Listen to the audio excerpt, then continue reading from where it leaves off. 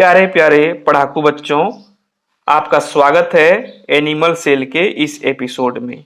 हम लोग इस एपिसोड में जानेंगे एनिमल सेल के बारे में। इससे के पहले के एपिसोड में हम लोगों ने बहुत ही अच्छे ढंग से इसके बारे में जान चुका है। ये देखिए, प्लांट सेल के बारे में हम लोगों ने जान चुका है ना। तो आप लोग इस वीडियो को नहीं देखे हैं प्लांट सेल वाला, तो जरूर देखिए इस वीडियो को देखने के बाद। और देखिए, इसमें जो है आपको एनिमल सेल का बहुत ही अच्छे ढंग से आपको इस वीडियो में समझाया गया है।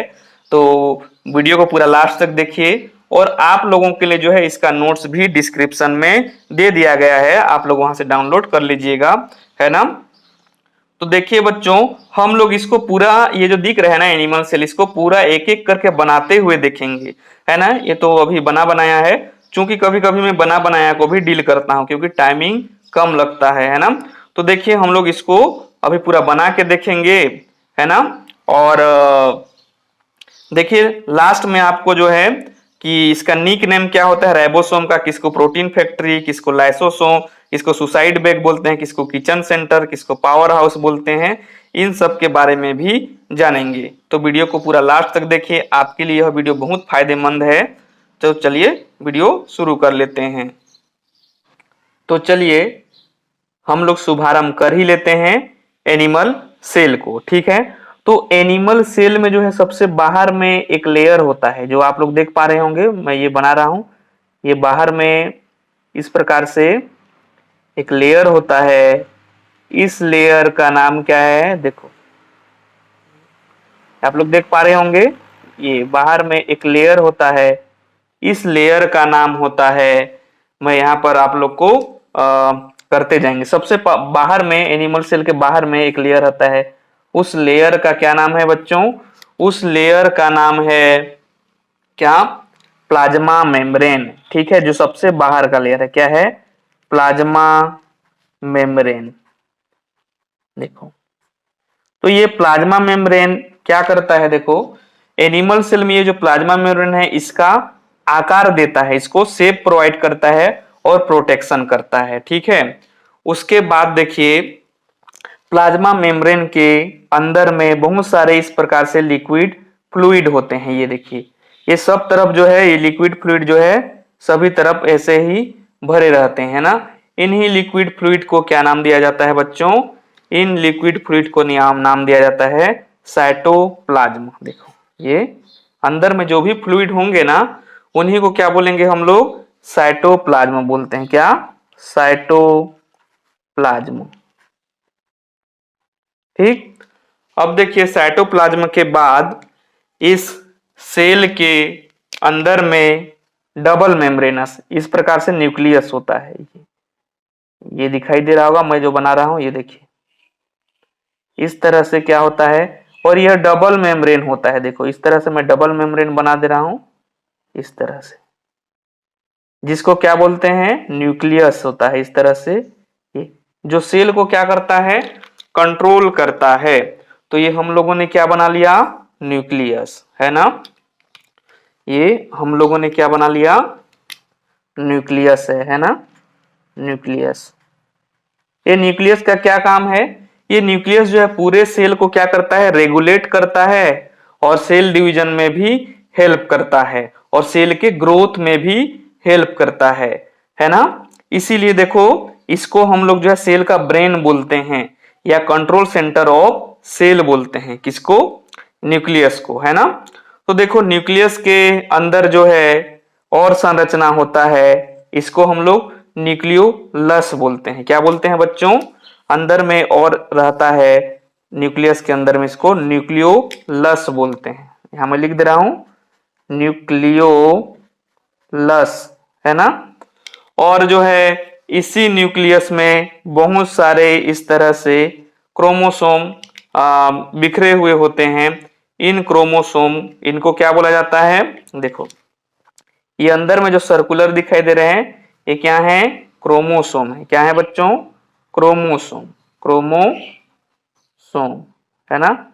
अब देखो, इस सेल में जो है, इस न्यूक्लियस के ऊपर में, है ना, इस न्यूक्लियस के ऊपर में इस तरह से, जैसे हम लोग का हड्डी रहता है, वैसे ही इसमें जो है इस तरह से कुछ हड्डी नुमा इस तरह से संरचना होता है। ये देख देख पा रहे होंगे आप लोग, ये है ना। ये इस तरह से इस न्यूक्लियस के इधर भी होंगे, इस तरह से देखो, ये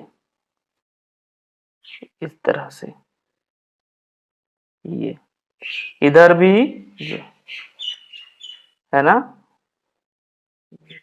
तो इनको क्या बोला जाता है बच्चों, ये जो है इनको बोला जाता है, ये क्या है, एंडोप्लाज्मिक रेटिकुलम। देखो क्या बोलते हैं, एंडोप्लाज्मिक प्लाज्मिक रेटिकुलम, है ना। ये जो है सेल के कंकाल की तरह होते हैं, इसीलिए इसको बैकबोन ऑफ सेल बोलते हैं। जैसे हमारे अंदर में क्या है, बैकबोन है ना, रीढ़ की हड्डी, तो इनको कोशिका का रीढ़ की हड्डी बोलते हैं। लेकिन देखो बच्चों, इसमें भी कहीं कहीं जो है इस तरह से कुछ चिपका रहता है। ये चिपका हुआ जो दिख रहा है ना, ये क्या है, राइबोसोम है। क्या है, राइबोसोम। ये एंडोप्लाज्मिक रेटिकुलम के ऊपर में जो संरचना दिखाई दे रहा है, क्या है, राइबोसोम, जो कि क्या करता है, प्रोटीन बनाने में हेल्प करता है। इसीलिए इसको क्या बोलते हैं, प्रोटीन का फैक्ट्री भी बोलते हैं, है ना। तो देखो कुछ एंडोप्लाज्मिक रेटिकुलम में जो है राइबोसोम नहीं चिपके हैं, उनको स्मूथ एंडोप्लाज्मिक रेटिकुलम बोलते हैं। जबकि जिन एंडोप्लाज्मिक रेटिकुलम में राइबोसोम चिपके रहते हैं, उनको रफ एंडोप्लाज्मिक रेटिकुलम बोलते हैं, है ना। तो देखिए आप लोग और देख पा रहे होंगे कि इसमें जो है इस तरह से और संरचना होता है। ये देखो, ये तो ये क्या है बच्चों, ये जो है सेल को एनर्जी प्रोवाइड करता है, इसीलिए एटीपी के रूप में। तो ये हम लोग बना लिए हैं क्या, माइटोकॉन्ड्रिया। क्या, माइटोकॉन्ड्रिया, जिसका क्या काम है, सेल को एनर्जी देना, इसीलिए इसको पावर हाउस ऑफ सेल बोलते हैं, है ना। चलिए हम लोगों ने माइटोकॉन्ड्रिया के बारे में जान लिया।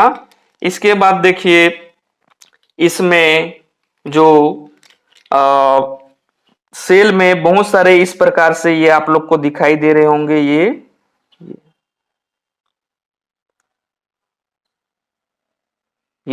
तो ये क्या है बच्चों, ये गोल्जी बॉडी है। क्या है, गोल्जी बॉडी है। ये आप लोग को दिखाई दे रहा होगा, ये केक जैसे, लाइक दैट, है ना। और ये बहुत सारा ऐसे फैला हुआ होता है, ये है ना, ये ठीक। ये क्या है, गोल्जी बॉडी है, जो क्या काम करता है, यहीं पर जो है, यहीं पर प्रोटीन आकर के जमा होते हैं। जैसे हम लोग कोई चिट्ठी उट्ठी भेजते हैं तो पोस्ट ऑफिस में भेजते हैं, वैसे ही सेल में कोई प्रोटीन बनता है तो इस गोल्जी बॉडी में आकर के जमा होता है, इसीलिए गोल्जी बॉडी को पोस्ट ऑफिस बोला जाता है ना। और इसमें जो है सेल में और बहुत सारे संरचना उपस्थित होते हैं। जैसे कि गोल्जी बॉडी के बाद इस तरह से कुछ संरचना होता है, ये इनको क्या बोला जाता है बच्चों, ये सेंट्रोसोम है। क्या है, सेंट्रोसोम। सेंट्रोसोम जो कि सेल डिवीजन में हेल्प करते हैं। किसमें हेल्प करते हैं, सेल डिवीजन में।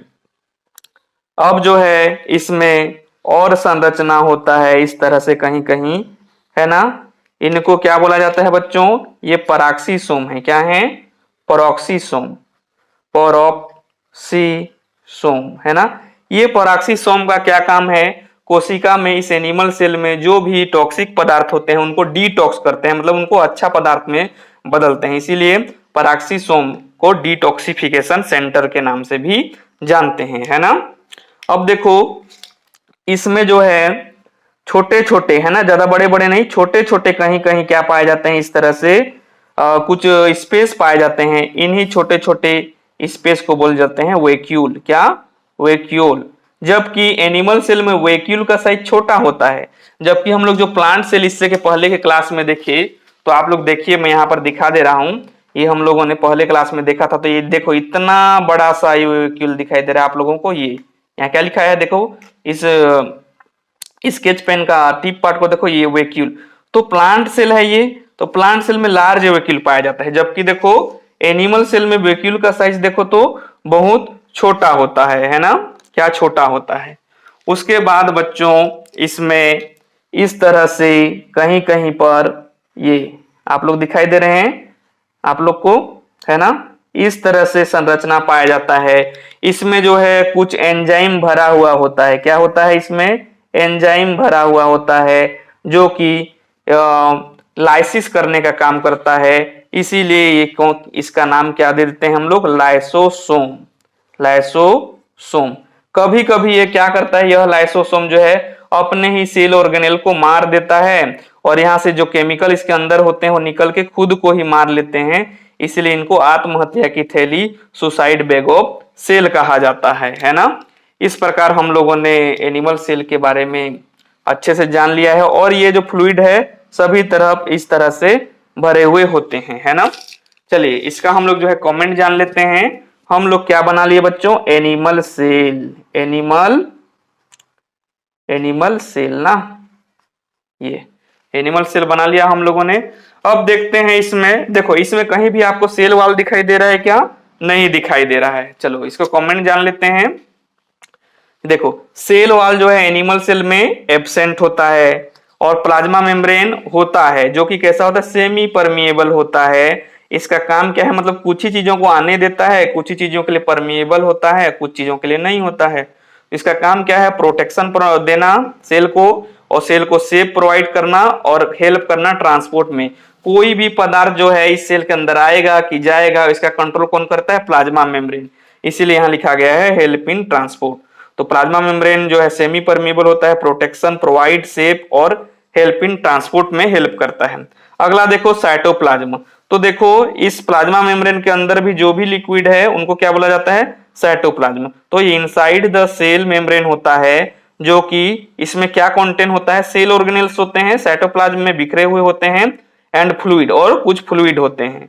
अब वैक्यूल देखो, वैक्यूल जो है प्लांट सेल में, सॉरी एनिमल सेल में स्मॉल होता है जबकि प्लांट सेल में लार्ज होता है।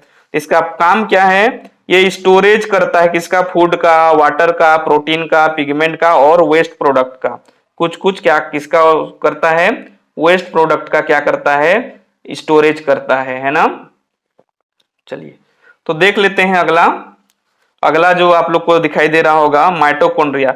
तो माइटोकॉन्ड्रिया टेक प्लेस, ऑक्सीडेशन होता है यहाँ फूड का, और यह प्रोवाइड करता है फ्रॉम ऑफ एटीपी। एटीपी के रूप में यह जो है क्या प्रोवाइड करता है? एनर्जी, है ना, एनर्जी। इसीलिए इसको पावर हाउस ऑफ सेल कहते हैं। एटीपी का पूरा नाम क्या है बच्चों?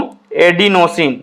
Adenosine triphosphate, TRI, triphosphate, phosphate ना, एटीपी का पूरा नाम एडिनोसिन ट्राइफॉस्फेट, जो कि एनर्जी पैकेट है और यहीं से एनर्जी मिलता है। और इसमें एनिमल सेल में क्लोरोप्लास्ट एब्सेंट होता है ना।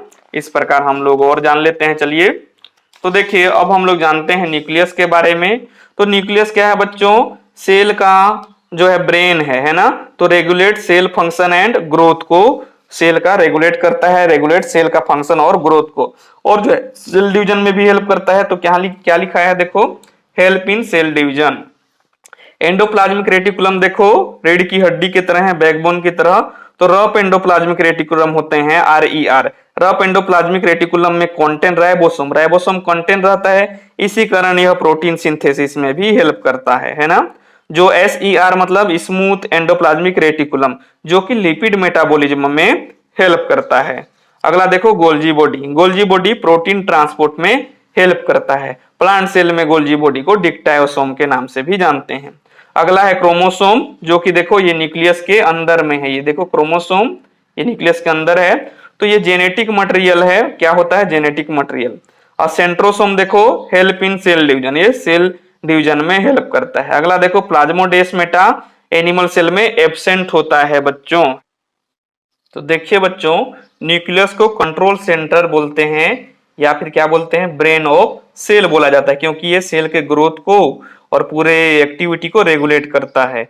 एंडोप्लाज्मिक रेटिकुलम को बैकबोन ऑफ सेल कहा जाता है, क्योंकि यह मैकेनिकल सपोर्ट प्रदान करता है। जैसे हम लोग का रीढ़ का हड्डी क्या हमको ढांचा प्रोवाइड करता है, हेल्प करता है ना। तो वैसे ही एंडोप्लाज्मिक रेटिकुलम को सेल का बैकबोन कहा जाता है।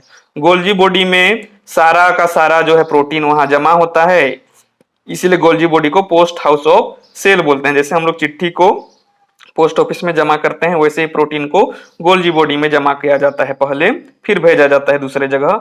और देखो कुछ ऐसे जगह होते हैं जहां जो है क्या करता है, सेल अपने ही सेल ऑर्गेनेल्स को खत्म करने लगता है, तो उसको जगह को बोलते हैं लाइसोसोम, और इसीलिए इसको सुसाइड बैग ऑफ सेल कहा जाता है।